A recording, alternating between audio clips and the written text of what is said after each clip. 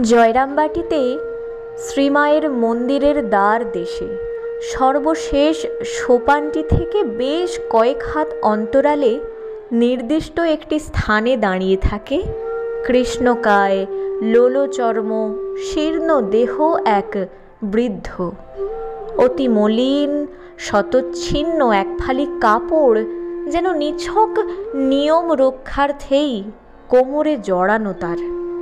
এমনটি রোজই দেখা যায় তাকে সন্ধ্যার প্রাক্কালে। আবার অন্ধকার নেমে এলে ধীর পদে কোথায় অন্তর্ধান করে কে জানে। প্রতিদিন প্রতি ঋতুতে শীত গ্রীষ্ম বর্ষা এই একই চিত্র আমরা দেখতাম জয়রামবাটিতে থাকাকালে। অনেকের মতো আমাদেরও ধারণা ছিল লোকটি ভিখারি, মন্দির দ্বারে দাঁড়িয়ে থাকে, দয়া করে কেউ যদি কিছু দেয় এই প্রত্যাশায়।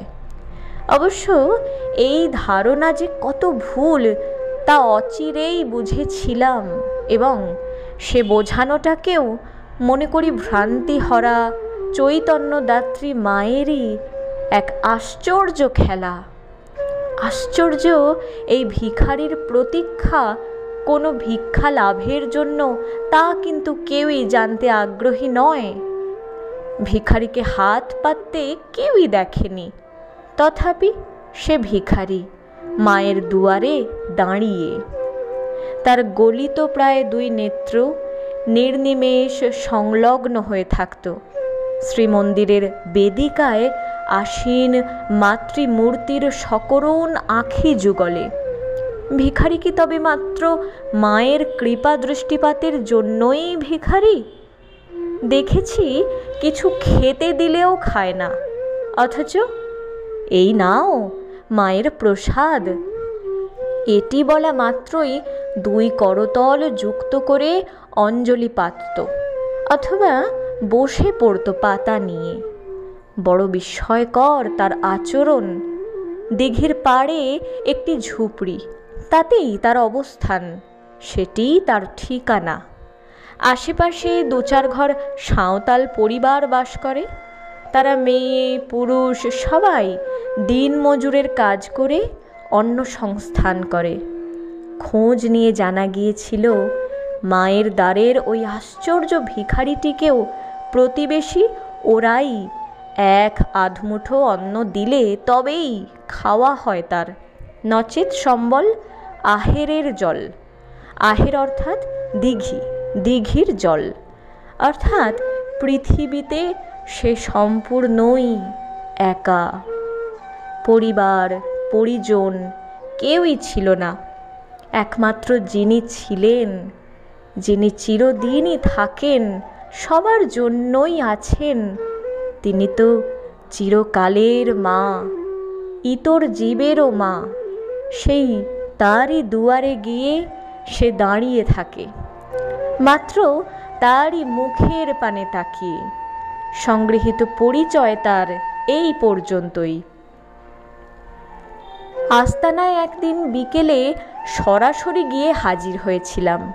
কৃষকায় ওই সাঁওতালকে ঝুপড়ির বাইরেই পেয়েছিলাম।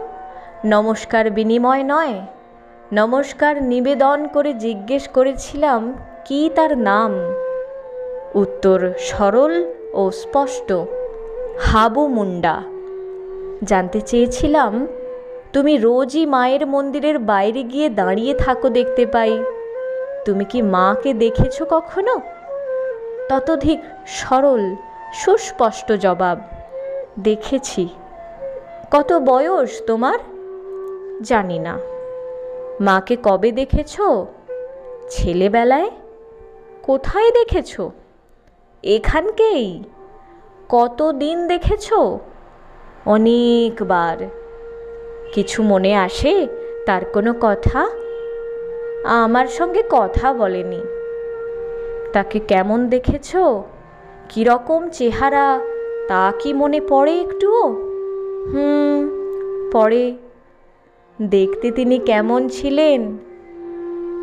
মা আমার যেমন মন্দিরের সেখানেকে বসে রয়েছে, তবে এমন পাথর লয়, এখন পাথর হইছে। তুমি রোজ রোজ কেন এত কষ্ট করে তার সামনে গিয়ে দাঁড়াও? এবার ভাষাহীন জবাব দৃশ্যমান হলো তার বিস্ফারিত নেত্রোদ্বয়ে, অশ্রুধারাতে এবং তীব্র অভিমানের তেজে। মাতৃদর্শন ধন্য হাবুকে দর্শন করে আমরাও বিহ্বল তখন। পুনরায় কিছু জিজ্ঞাসার আগেই সে কেমন অস্থিরতা প্রকাশ করে উঠে দাঁড়াতে চেষ্টা করে।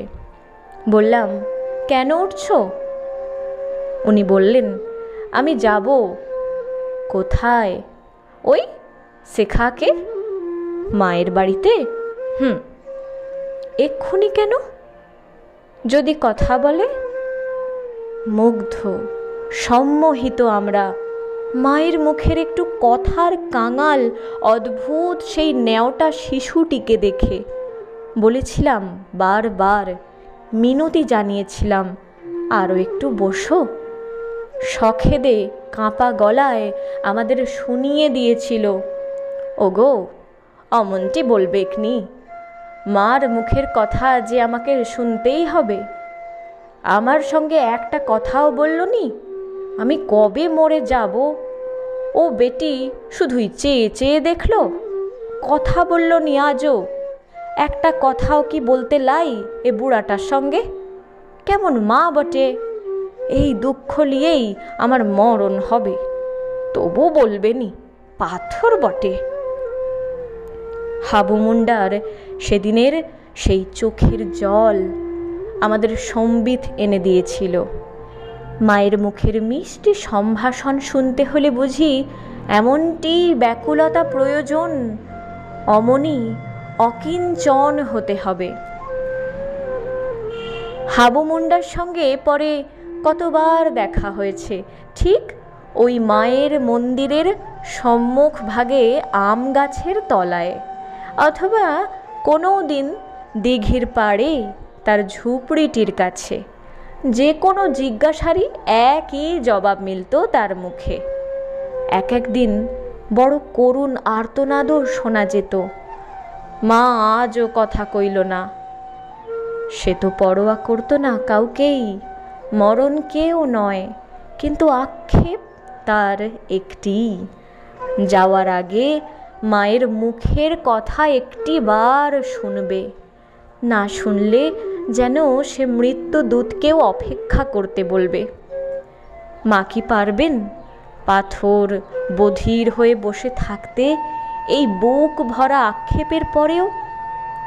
শ্রীমাতৃ মন্দিরের সম্মুখস্থ আম গাছটি তেমনই দণ্ডায়মান, কিন্তু তার তলায় হাবু মুন্ডাকে আর চোখে পড়ে না কারো। আমরা একদিন তারই অন্বেষণে গিয়েছিলাম, দেখা পেয়েছিলাম এক সাঁওতাল রমণীর। তার মুখ থেকেই জেনেছিলাম সারদা তনয় হাবুর শেষ সংবাদ।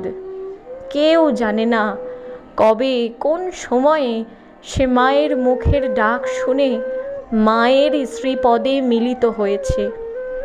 2-3 দিন তাকে এরাও কেউ দেখেনি। কে একজন ঝুপড়ির মধ্যে মুখ বাড়িয়ে দেখতে পায় হাবু মুন্ডা বড় শান্তিতে ঘুমাচ্ছে, দেহ তার হিম শীতল, মুখ হাসিতে উজ্জ্বল।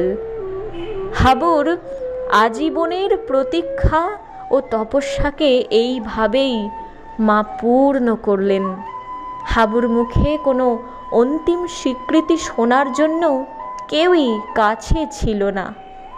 যে মাকে সে অভিমান ভরে প্রস্তরময়ী নির্বাক বলতো এত কাল, হয়তো সেই তাকেই করুণাময়ী ও বাঙময়ী রূপে সম্মুখে পেয়েছিল।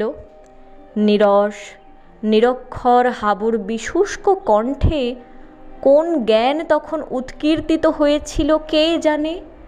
বুঝিবা তার শেষ সঙ্গীতের পদগুলি ছিল এই, জননী তোমার করুণ চরণখানি হেরেনু আজি এ অরুণ কিরণ রূপে, জননী তোমার মরণ হরণ বাণী নীরব গগনে ভরি উঠে চুপে চুপে।